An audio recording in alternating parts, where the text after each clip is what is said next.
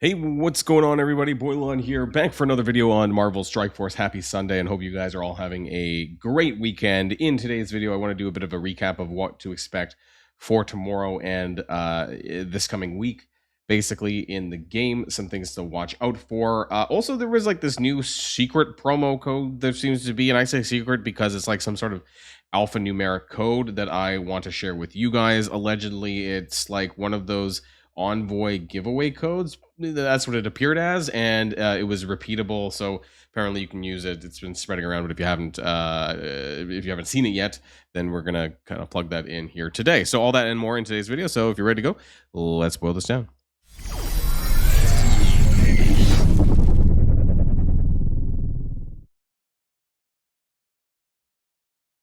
Okay, so this first one is really weird. So you might want to pause the video. I will put it in the description, in the pinned comments down below.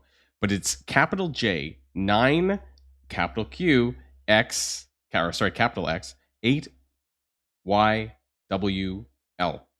Okay, I'm going to copy and paste this into the pinned comments. If you can't read it or, if it doesn't work, I'm going to go ahead and redeem this. And you get 1 million gold and 150 power cores and 200 orange training mods. That's pretty good, actually. So I mean, it's not too bad. It's nothing antimatter related, but still, it's not bad. Now, speaking of that, there's another one which I haven't plugged in yet myself. Now I'm going to refresh the page just to make sure it doesn't bug out. And this one's Hellfire Fits. I'm pretty sure Hellfire Fits. No? Okay, maybe I need to wait. We're going to come back. I think maybe I need to... Maybe there's a gap, right? But how many promo codes you can put in a minute? I'm pretty sure there is. So just give me a minute. Okay, let's try this one more time. Hellfire Fits. Okay, so I'm having some issues with this one. I've usually been able to do quite a few of the other codes. This one was 2 days ago, though. And but I checked on the Discord, and it did say that it was available for more than 2 days. That's for sure.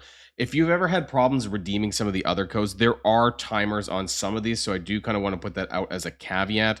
And it's unfortunate that they do it this way. And what I don't like is that they've been slow dripping these codes as well, making you basically go onto the web and find a new code every day or two. It's absolutely crazy. They should just do like 1 or 2 codes every week, not like as frequently as they have been doing. So try it for yourself. Hellfire Fits. If it works for you, that's amazing. I don't know. Maybe I'll try again later. I don't know why it's not working for me. But the first one, of course, with the power cores and the gold and the training mods, I will leave in the description down below, in the pinned comments, down below. So let's just jump back to a few of the things that are happening this coming week, right? We have the Fantastic Four MCU Strike Pass, which is going to be starting on Monday. Azazel also coming on Monday to the Antimatter store. Now, I talked about this in a previous video because this is something that I'm going to be doing personally. Now, that's entirely up to you. I talked about Hellfire Club and why it's going to be important for basically difficulty 8 and 9. I'm not entirely convinced that a Gear 19 3-star is going to be sufficient enough to be able to get you through the D8 and well, maybe D8, but definitely not D9 difficulties. And I guess because we don't actually know what the rewards are going to look like yet, that's entirely up to you. I'm going to aim for basically a 5-star on each of the Hellfire Club members at the bare minimum, and I'm going to be doing that through the Antimatter store. I'm not going to be coring for that. I might core Sebastian Shaw, but I don't think that I'm going to be coring the other ones. I mean, we're going to be about 25 shards for free into Sebastian Shaw. There's going to be a Twitch drop later on, and plus, if you cored any from the previous leaderboard, which I did a little bit, so I have a little bit left there, and so I don't need to go that much further for the unlock. For Rachel Summers, I really don't want to core for her, so we're going to have to see, right? Because obviously she's not going to be into the Antimatter maybe next week, but it's going to be sometime after the Annihilation raid starts. So for the moment, I'm probably not going to be on my end. I'm not going to be able to do the Hellfire Club area unless I break down and core for Rachel Summers. But I don't even have that many power cores to even be able to do that with. I might be able to get an unlock this week, actually, if I really wanted to. We'll have to see what ends up happening. But then, of course, I want a core for Sebastian Shaw. So, my cores are being split a couple of ways.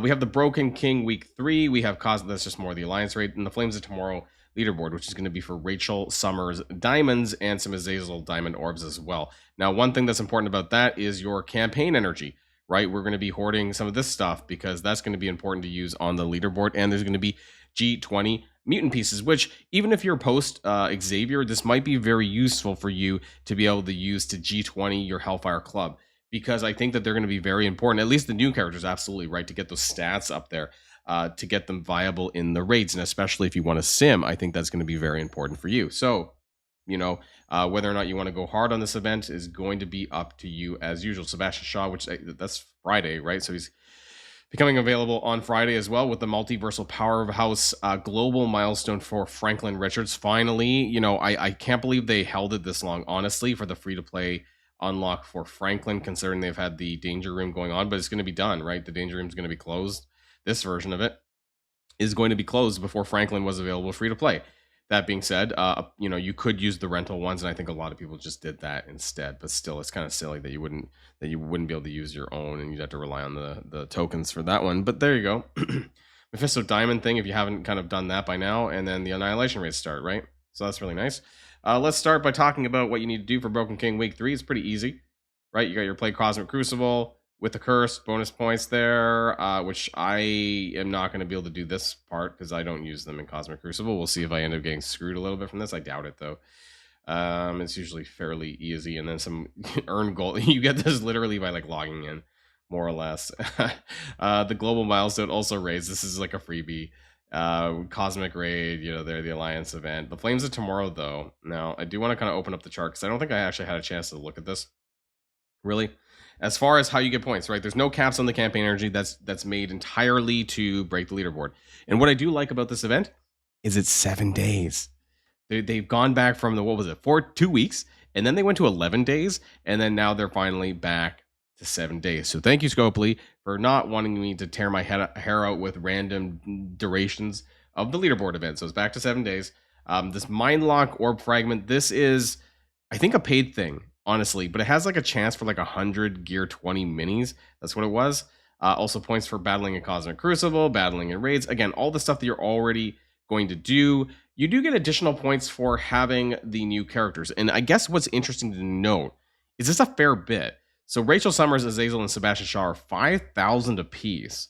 That's worth 5,000 campaign energy, right? So if you really put into perspective, why, and that's only for 3 yellow too. So yeah, it's going to cost some cores if you want to get those bonus points, but I think that's going to make a pretty significant difference in the leaderboard if you have 2 or even 3 of them. The amount of campaign energy that I have, right, is worth 1 of the characters. So it may not make a significant difference comparably to having the new characters unlocked. Now, if you have all 3 of the characters and you have this campaign energy saved, then you're in a pretty good position, right, as far as the leaderboard goes. So we're going to see. I want to unlock all 3 of them sometime this week. Azazel should be fine because I plan on using the antimatter for that. And I realized that I should have been in full screen, so my apologies, everybody, because it was in the corner where my head was.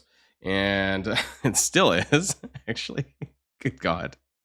Okay, let's remove myself. Normally I do for this scene here. My apologies. So the 5,000 from Rachel Summers, Azazel, and Sebastian Shaw, right? So I'm going to try and do this. I'm going to get Azazel unlocked. Sebastian, I should get. I don't know how I'm going to get Rachel unlocked, right?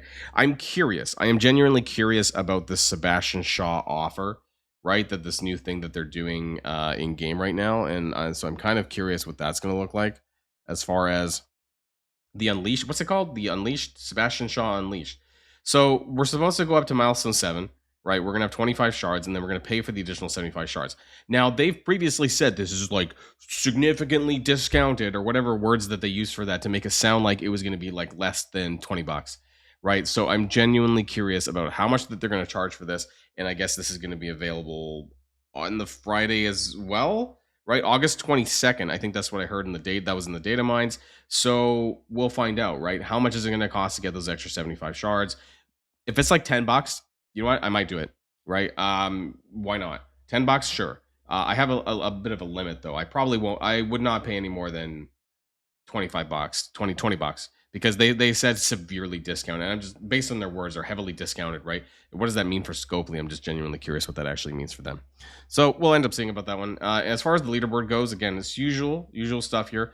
top 4,000 for the diamonds, and then also 80-80, right? That gap between, like, once you hit 4,000, you get 80-80 on the G20s, and otherwise it's 40-40.